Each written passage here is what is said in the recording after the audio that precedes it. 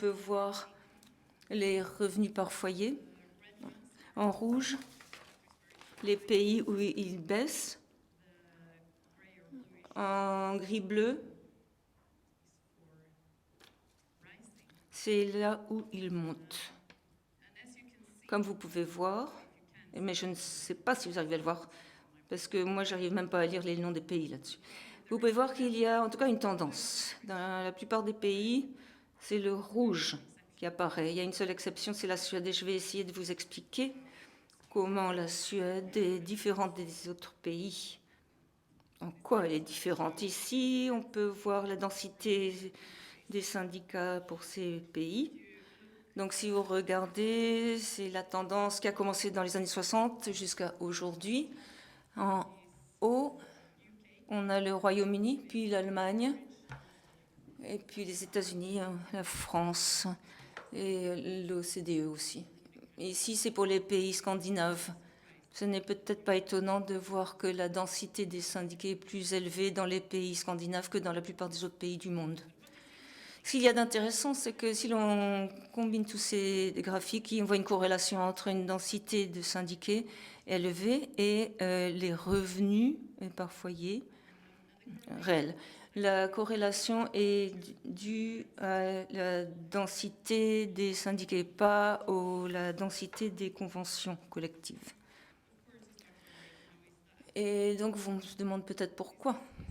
Voici un lien qui a été identifié par exemple, le FMI, le Fonds monétaire international, dans ce rapport. Et il y a un facteur important, c'est que par les conventions collectives, les salaires correspondent à la productivité. Donc, dans nos conventions collectives pour les salaires, nous tenons compte de la productivité. Cela fait qu'il y a un équilibre entre les salaires et la productivité pour permettre aux sociétés de rester concurrentielles sur un marché mondial, en particulier en Suède, où les syndicats sont aussi très impliqués dans les institutions qui mitigent l'effet de la mondialisation et des changements technologiques. Donc, je vais vous lire cette déclaration d'un rapport de l'OCDE l'année dernière. La Suède a relativement réussi à minimiser les conséquences adverses pour les travailleurs qui souffrent des ajustements structurels. C'est en raison d'une longue tradition de collaboration entre les partenaires sociaux pour partager la responsabilité de la restructuration qui a mené à des accords spéciaux et des pratiques qui aident les travailleurs touchés par les changements économiques plus rapidement que dans la plupart des pays de l'OCDE. Alors la question qui se pose est qu'est-ce qu'on fait? Qu'est-ce qu'on fait réellement? Eh bien, pour le dire simplement, les employeurs et les syndicats en Suède sont d'accord que les changements structurels sont bénéfiques pour les sociétés, les travailleurs et pour le pays. Avec une évolution constante, les sociétés restent compétitives et peuvent offrir des emplois et dans des bonnes conditions et contribuer à la croissance de la Suède. En conséquence négative, les employeurs peuvent de temps en temps être licenciés.